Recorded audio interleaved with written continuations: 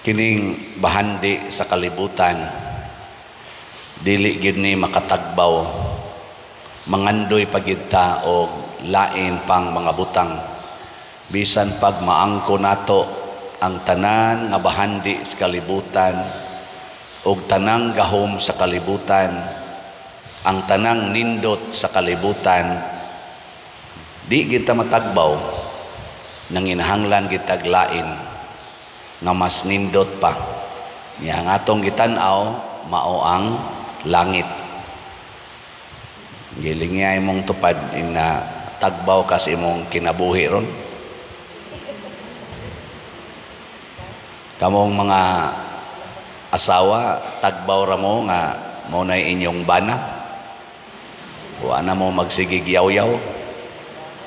Kamong mga bana, tagbaw ra mo nga mao nay inyong asawa. Kamong mga way bana, tagbaw ra mong mao na ginay inyong kinabuhi. Tagbaw ra mo anang inyong naong. O sige pagin mo gritoke. Mao na di makatagbaw ang kalibutan. Mao na dinhi nakita na sa usa ka tawo nga dato kayo, miluhod gid siya sa atubangan ni Hesus, kay nakita man niya nga si Hesus way bahandi pero mura mag-relax kaayo. Si Hesus ug ang iyang mga tinun-an way balay pero malipayon man kaayo, relax man. Motong nidagan siya, niluhod siya, niingon siya, maayong magtutudlo unsa may akong buhaton aron maangkon ako ang bahandi sa langit. Ang gusto sad ni Hesus, ingon siya, sayon ra ba na biyain ning tanan nga nias kalibutan, kay dili pwede sagolon ang bahandi sa kalibutan, isagol nimo sa bahandi sa langit. Di pwede. Biyae ginang pangkalibutan, maangko nimo ang langit nung bahandi. Magsigi gani tag higugma aning mga butang sa kalibutan, labi na ng kwarta, dungog, gahom sa kalibutan, di kita kasinati og langit nung kalipay. Laing lingi sa imong tupad, ing naandam na kang mubiya. Andam kang mubiya. Di na magani hapit matog kay sige gyud pangwartab, sige gyud. Di na magani hapit mo pahuway kay bulag gyud, trabaho gyud, tigom gyud, misa gyud, dupa-dupay. Kulikta gyud. Bisa gisumawan lab, misa gyud. Depende.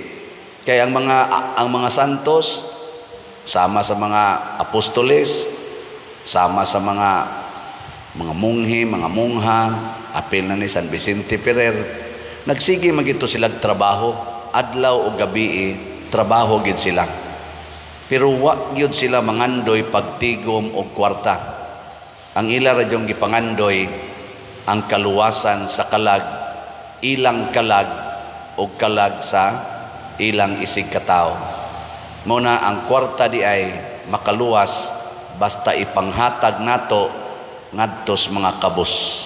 Muna ang gitudlo ni Kristo dire, ibaligya tong tanan nimong katigayunan ug ang halin ihatag ngadtos mga kabus. Maunay makapalangit, maunay tinubdan sa kalipay. Muna sila St. Francis of Assisi, Mother Teresa of Calcutta, sila San Roque, ug uban pang mga santos nagsigig himo ani, literally ilaging gibiyaan ang tanan niya. Nalipay sila wa ambot lang ay nagdungan tagkatao nila, basta gibutang sila nga murag santo, gideklarar sila nga santos, modelo sa atong simbahan. Kay naa may history sa ilang kinabuhi. Ilhan man animong taong malipayon, kay ngano man maghatag sila kalipay ngadto sa uban. Kani man kung kalipay nato nga naa sa atong kasing-kasing, di gina tuyoon mo takod gina sa uban. Kung ang nasa sa imong kasing-kasing, ang imong pagkaratulon, ang imong pagka kaning kasubo, ang imong kahingawa, kahadlok, mutakod sa na ngadto sa imong isig katao. Di ginatuyoon, automatic na. Di ka mo maginikanan din kinsay mo ingon ninyo nga ang akong mga anak malipayon kaayo basta na ako kuyog nila. Sa kamot. Ay usang ni isa. Congratulations kay kasagaran gid ninyo. Kasagaran nato mga leader. Wow, maguol ang atong mga ako mga anak kani mga to dinhi mga staff, mga lektor, sakristan, inana sad. Naambot di ba na sila maguol igsoon nako sa Kristi? Hala, father na sad. Goal mo dili. Na pasabot doon na pa'y kuwang. Unsaon man ni nato, matod pa diri sa atong unang pagbasa, kining mga pag-antos nga ato karong nasinati, ato ning dawaton, kay ang bungas pag-antos mao ang kalipay. Makadawat tag kalipay nga langit nun, basta mo antos ta. Tanang nahimo na nakong kanang ipanudlo kanang AAA, ampo, alagad, antos. Importante kayo mahibaw ta ani. Ako mag-antos man gyud ko kanang magtan-aw ko sa mga tao nga suod nako, nya mulikay nako. Ako mga pag-umangkon, ako mga igsuon, mga kuan mura bag mahiubos nako ba? Unsa na sila? Nya mulikay. Sakit ba ya? Mulibak nga ako mga parishioners nga porti na kong paningkamot untag tinarong nya libak ko na hinuon ko. Sakit ba ya? Makahilak ba ako anak sahay? Kamo ba? Kamo ba diri sa akong side? Sakit man gani o sikog baligyag slat nya wa kayoy mo palit. Sakit Pero ako ginang i-resolve inig higda na ko kagabi hasta ing mata na ko ikabuntag. Tubangan sa Ginoo moingon jud ko, okay ra gyud Lord, this cannot change my love for them. Ana maluag dayon kawantay mo ana testingin ninyo kana magyaw-yaw mo sa inyong mga bana kamo mga asawa nya human mupiyong ka sa imong mata nya moingon dayon ka antosonon gid nako Lord, di na gid nako undangan dawaton gid nakong panuwayng dako ana di ba maluag dayon na imong bation. Nagsunod yung kita, ganahan na sad kamugakos niya. Di tinood. Wag ay.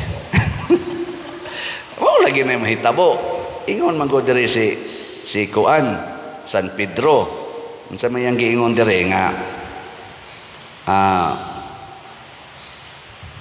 magpasalamat kita sa Dios ug Amahan sa atong Ginoong Hesukristo kay tungod sa iyang dakong kaluoy gihatagan kita niya sa bag-ong kinabuhi pinaagis pagkabanhaw kang Hesukristo.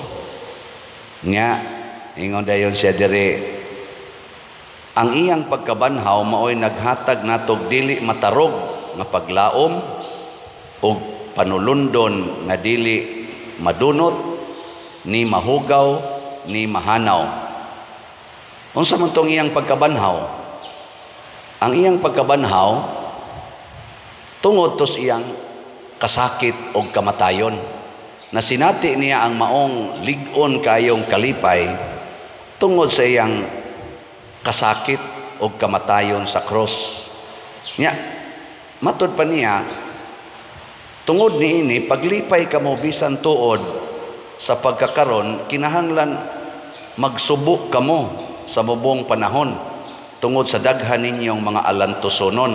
Ang tuyo niini mao ang pagsulay kung tinuod bagayod ang inyong pagtuo kay bisan gani kuno ang bulawan sulayan man sa kayo. Bulawan ba? Sulayan ginas kayo para mo gawas gid ang iyang pagkabulawan. Kani pa ba kunong pagtuo nato nga labaw pas bulawan? Ang bulawan lumalabay, ang atong pagtuo mo sangko gina ngadto sa langit. Muna nindot kaayo ang atong tubag sa Salmo.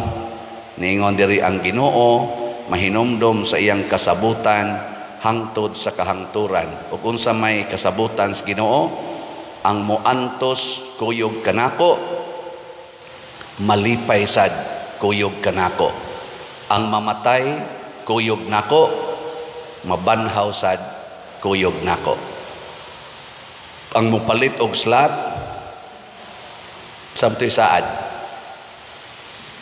Kung paras kumbinto, makadawat og San Vicente Ferrer's Daily Abundant Graces.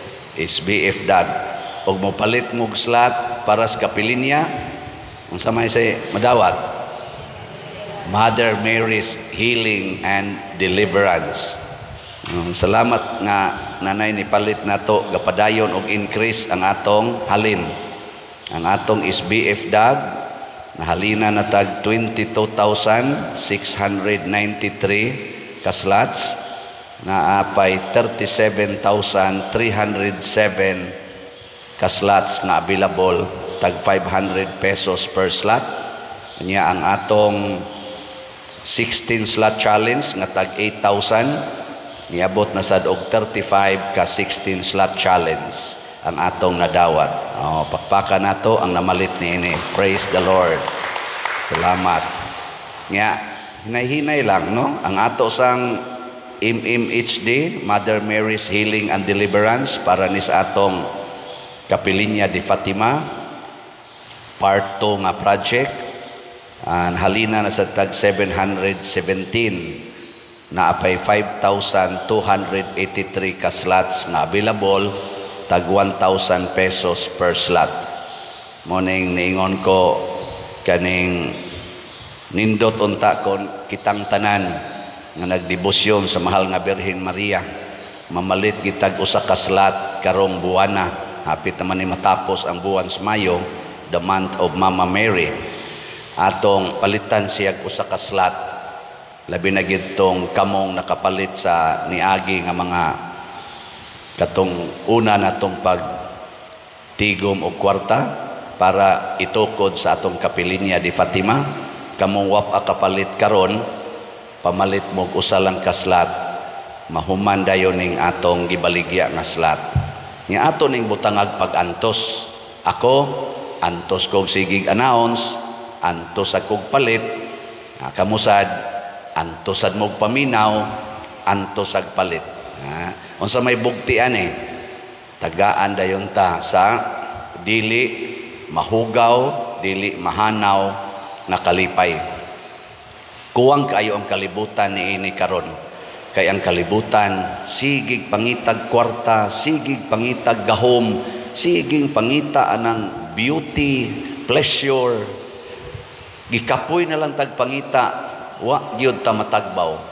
Usa ra gyud teknik diha, maghinatagay ta sa ngalan sa Ginoo, maghigugmaay ta sa ngalan sa Ginoo, dili mag-away, magpasayloay. Mao nay kalipay tinud-anay.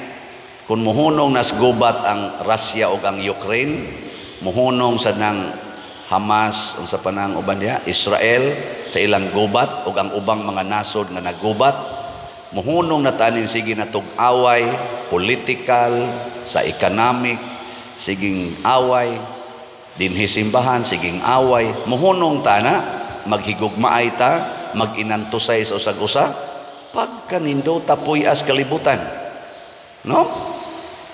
Sige, tapusang lingi sa imong tupad.